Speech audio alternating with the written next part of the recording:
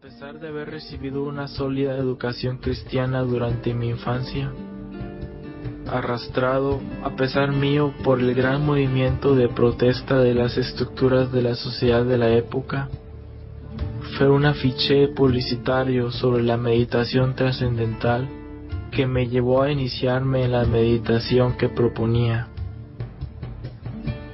Una técnica que se presenta como una vía simple, fácil y eficaz para llegar a estados superiores de conciencia que llevan a una autorrealización plena.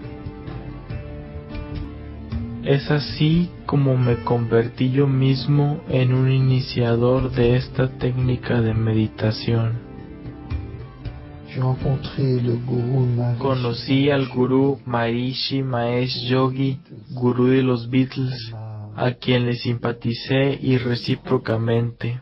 Le pregunté si me podía quedar con él, porque para mí se trataba realmente de una búsqueda de sentido. Yo quería ir hasta el fondo de este proceso que yo había comenzado practicando la meditación trascendental. Él me llevó como su discípulo, se podría decir en un lenguaje occidental, su secretario personal, pero era mucho más que eso, porque esta función tiene una dimensión espiritual. Fue así como con él le di casi 3 veces la vuelta al mundo, pero principalmente pasé durante 4 años largos periodos en los ashram del Himalaya, donde pude profundizar tanto en la doctrina hinduista y como en la budista, y sobre todo sobre las prácticas que conducen a las famosas experiencias del samadhi, el moksha, del nirvana y del satori.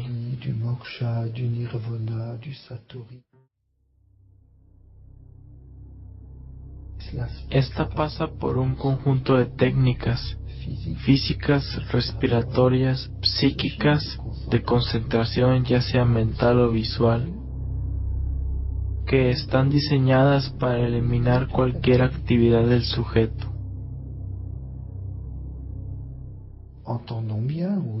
Pongámoslo claro, no hay más sujeto que de verbo alguno. Me muevo, pues bien, basta con no moverme más. Tomando una posición como la del loto se puede mantener una inmovilidad perfecta. No me muevo más, pero aún estoy respirando. Pues bien, basta controlar la respiración hasta que ya no sea sino un velo. Prácticamente nada, por el pranayama. Pero esto no me impide pensar. Entonces se debe dominar el pensamiento para conseguir eliminarlo por medio de una especie de un estado de trance a través de la repetición de mantras o por medio de la concentración visual, hasta que finalmente ese yo desaparece. Efectivamente, la fascinación de la experiencia es que no hay más sufrimiento posible puesto que ya no hay más un yo.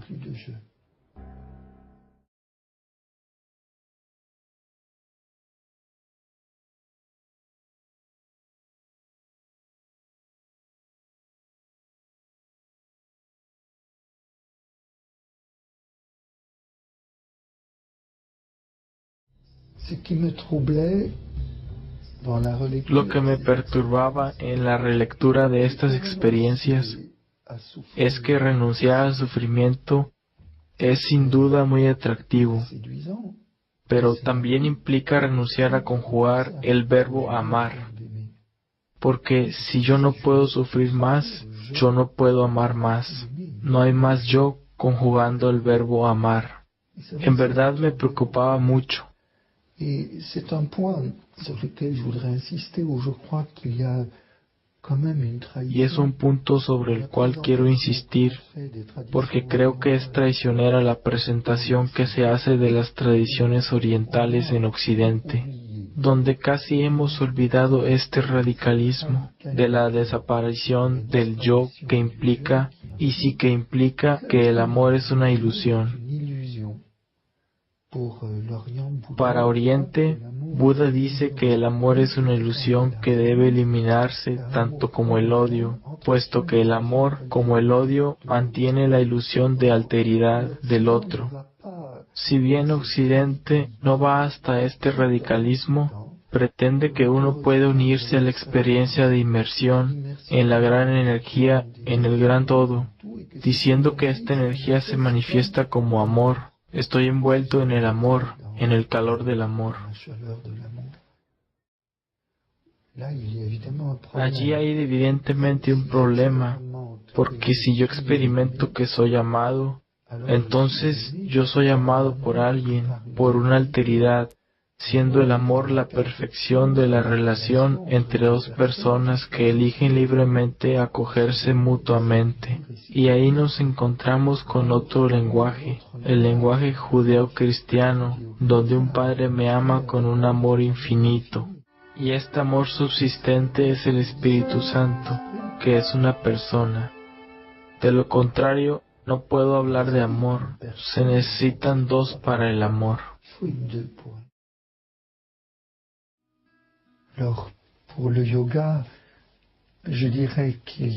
Yo diría que no hay yoga cristiano, sino que hay cristianos que hacen yoga. Solamente hay yoga y yoga. El yoga tal como lo practicábamos hacía parte de una gran liturgia,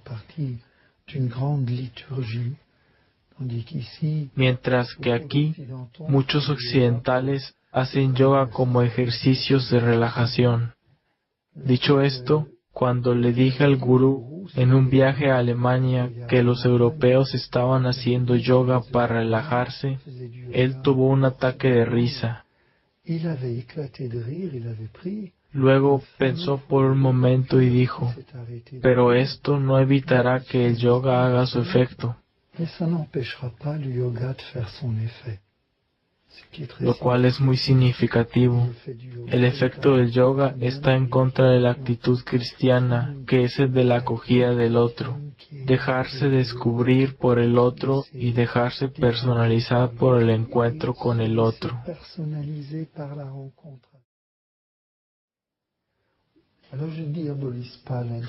No satanizo el hinduismo, pues hace parte de las grandes tradiciones religiosas que son la expresión de esta búsqueda humana de Dios.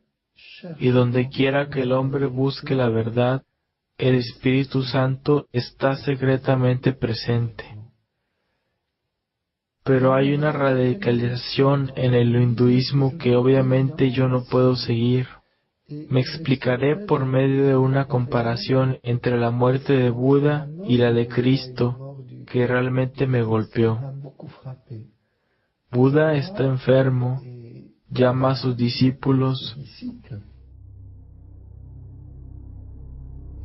les da las últimas instrucciones, se pone en posición de loto, se retira hacia el nirvana con su pequeña sonrisa característica. Se retira a tal punto que muere, es decir, abandona su cuerpo.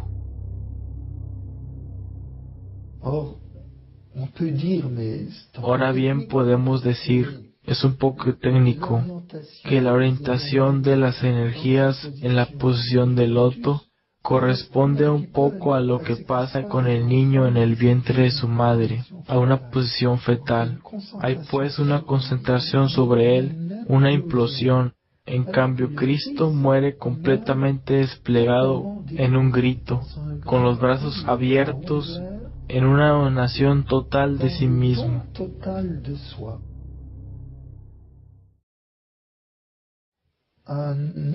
Y un día, un médico naturista fue a visitar al gurú porque nuestros cuerpos estaban bastante maltratados por el intenso ejercicio que realizábamos allí.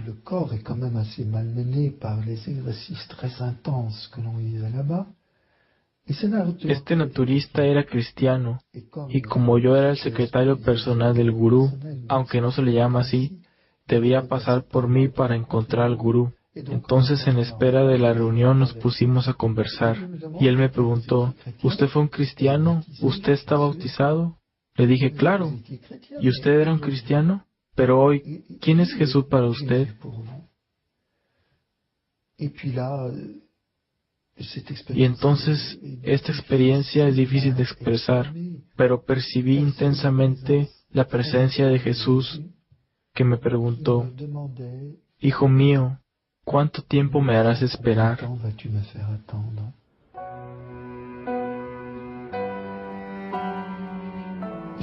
Me di cuenta que era amado incondicionalmente,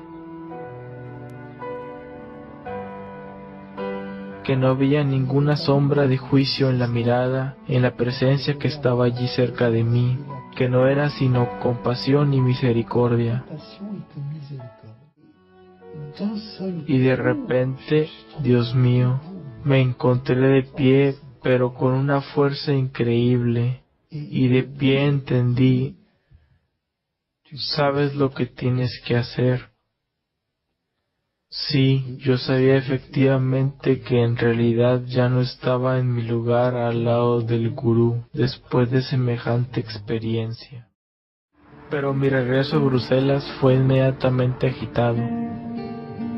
En búsqueda de un interlocutor que pudiera ayudarme a hacer balance de todo lo que había vivido, sin atreverme a dirigirme a representantes de la iglesia, me puse a frecuentar personas que parecían más en condiciones de aclararme.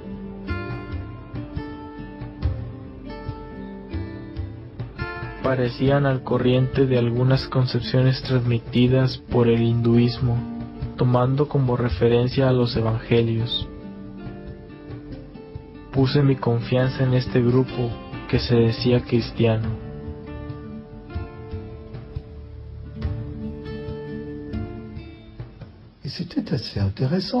Y era bastante interesante, puesto que se me hablaba del cristianismo. No se me hablaba, sin embargo, más que de comentarios del Evangelio. Y se me hablaba también de energía, lo que me recordaba a la India, de reencarnación. ¡Qué bien! No lo sabía, pero había entrado en una escuela esotérica, una escuela crística, pero para nada cristiana.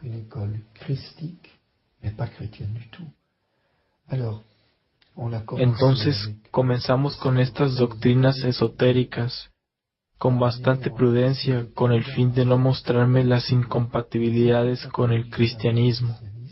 Luego dimos el giro al ocultismo. Se dijo a este joven convertido que el Señor le había dado dones extraordinarios y que debía, en nombre de la obediencia al Evangelio, ponerlos al servicio del próximo.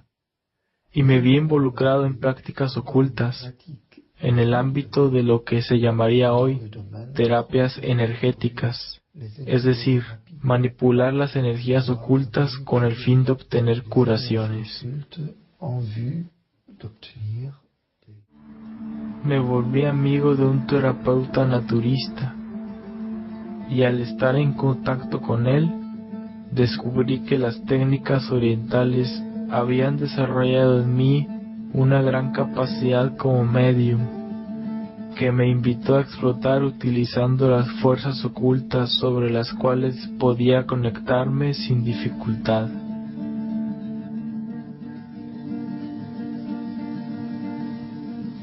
Había reanudado una actividad profesional, pero estas sesiones de curación ocupaban la mayoría de mi tiempo libre.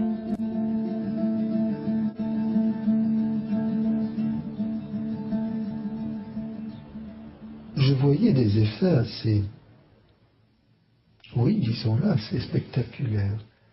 Veía efectos bastante espectaculares.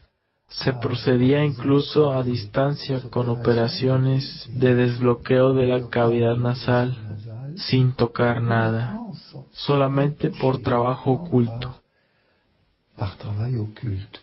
¿Y las personas eran de verdad sanadas? Si la gente es sanada por esta clase de prácticas, respuesta no. Hay un desplazamiento del síntoma, pero eso también lo supe mucho más tarde. ¿Cuántas veces se observa que una persona recibe una curación oculta y el síntoma desaparece, pero 15 días más tarde hay otro síntoma? Pero ¿cuál es el problema? Vuelvo a esta sesión y el síntoma desaparece de nuevo, y así sucesivamente. Pero no, hay una alineación progresiva de la libertad, hay un vínculo que se instaura. Il y a un lien qui s'instaure.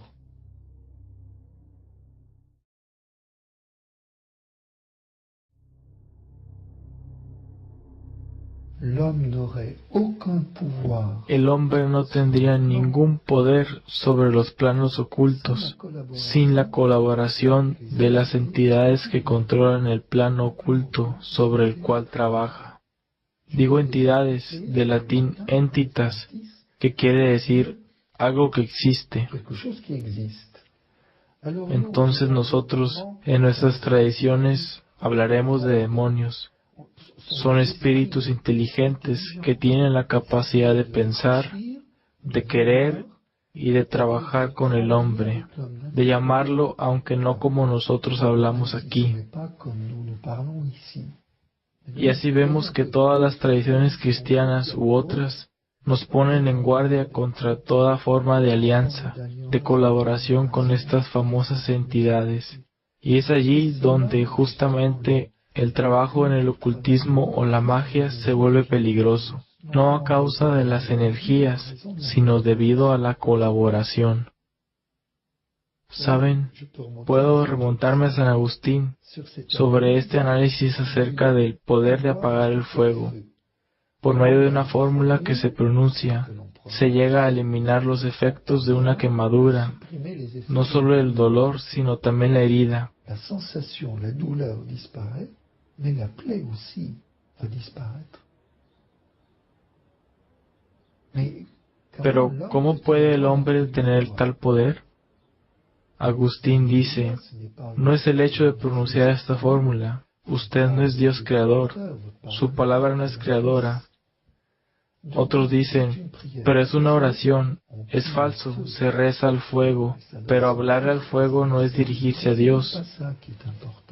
Curar instantáneamente una quemadura es imposible. El Espíritu puede hacerlo trabajando con el plano oculto. No hablo del Espíritu Santo, sino de los demonios. Por lo tanto, pronunciando esta palabra, ustedes contactan al Espíritu para que intervenga. De paso, entendieron que si les diera esta fórmula y que ustedes la pronunciaran, no funcionaría porque no están aliados con el Espíritu. Por el contrario, si su abuela les dice, tengo el poder de apagar el fuego, envejezco, ¿quieres recibirlo? Pueden decir, sí, abuela, quiero hacer bien. Eso basta, aceptaron, entre comillas, el don, el poder. Es decir, el Espíritu lo reconoce y de ahí en adelante, mientras que hace 5 minutos la fórmula no funcionaba cuando la pronunciaban, ahora que la recibieron de su abuela, ustedes se unieron a una tradición. Ahora funciona. Ven que no es la fórmula en sí, es simplemente que es necesario inscribirse a un linaje iniciático. Es una iniciación implícita en el consentimiento que se dio al recibir el poder.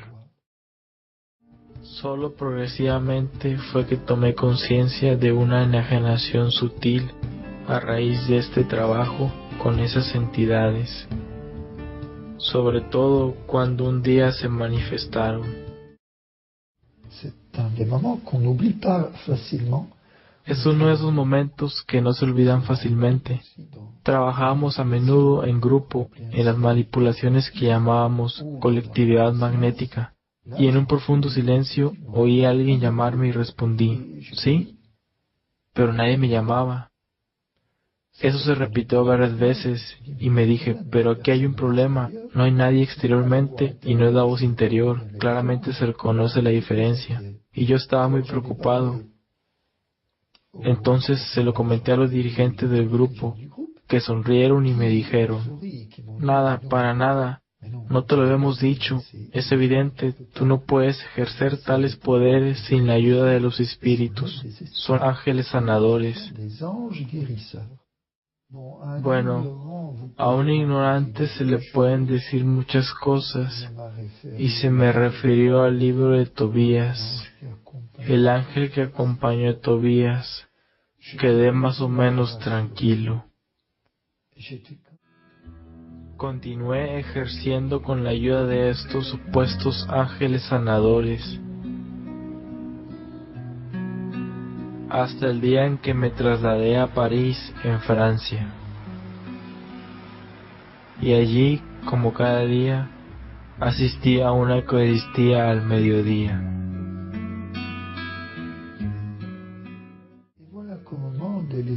Y ahí que en el momento de la elevación, por Él, con Él y en Él, escucho a estos famosos ángeles sanadores blasfemar vergonzosamente de Cristo presente en este sacramento.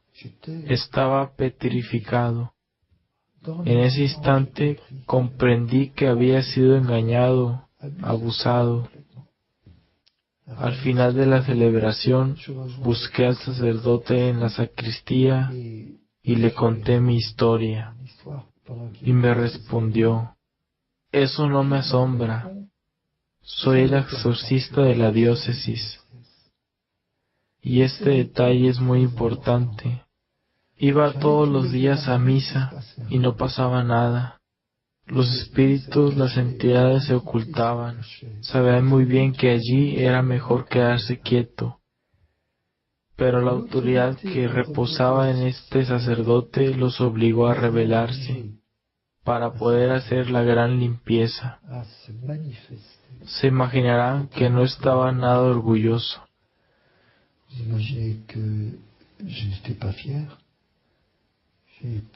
Pude allí mismo depositar todos estos poderes a los pies de la cruz de Jesús, pidiendo ser liberado, lo que se logró con oraciones intensas y un largo periodo de convalecencia que fue muy importante. Et puis surtout une longue période de convalescence aussi, qui ont été très...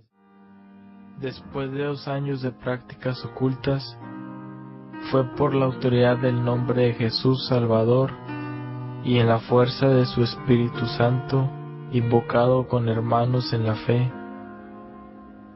que fui liberado de estos obstáculos que asfixiaban mi corazón, mi alma y agotaban mi cuerpo.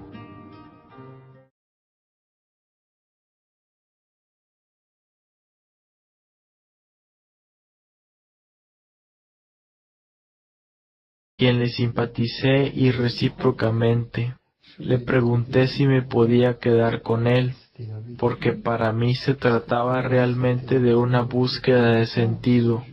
Yo quería ir hasta el fondo de este proceso que yo había comenzado practicando la meditación trascendental. Él me llevó como su discípulo, se podría decir en un lenguaje occidental, su secretario personal, pero era mucho más que eso, porque esta función tiene una dimensión espiritual. Fue así como con él le di casi 3 veces la vuelta al mundo, pero principalmente pasé durante 4 años largos periodos en los ashram del Himalaya, donde pude profundizar tanto en la doctrina hinduista y como en la budista, y sobre todo sobre las prácticas que conducen a las famosas experiencias del samadhi, el moksha, del nirvana y del satori.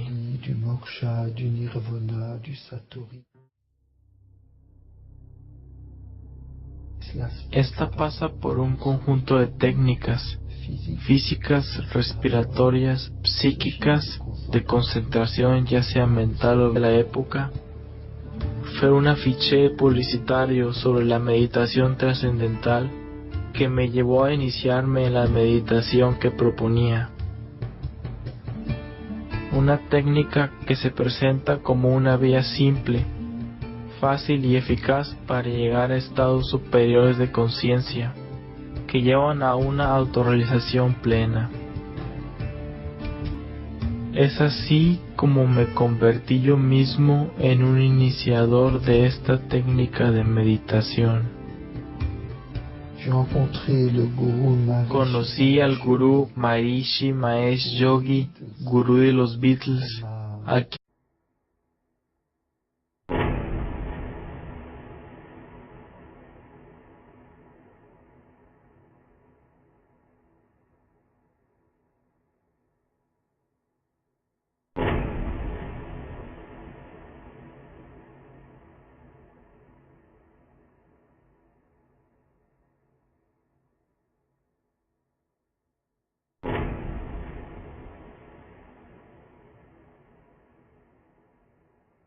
A pesar de haber recibido una sólida educación cristiana durante mi infancia, arrastrado, a pesar mío, por el gran movimiento de protesta de las estructuras de la sociedad visual, que están diseñadas para eliminar cualquier actividad del sujeto.